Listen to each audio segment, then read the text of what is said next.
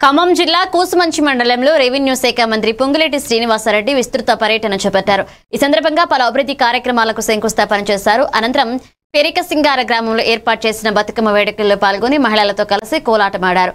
వారిని ఉత్సాహపరిచారు. రాష్ట్రంలోని మహిళలందరికీ బతుకమ్మ పండుగ శుభాకాంక్షలు తెలిపారు.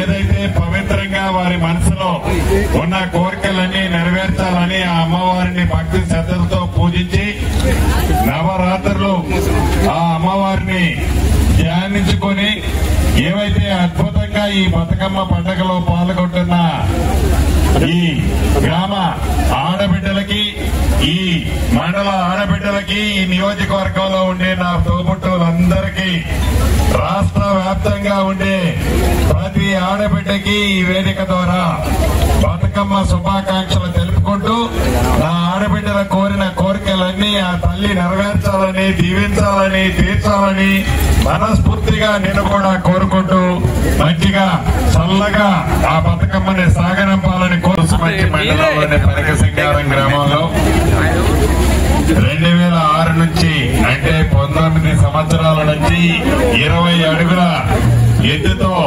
మొదలుపెట్టిన ఈ బతుకమ్మ ప్రతి సంవత్సరము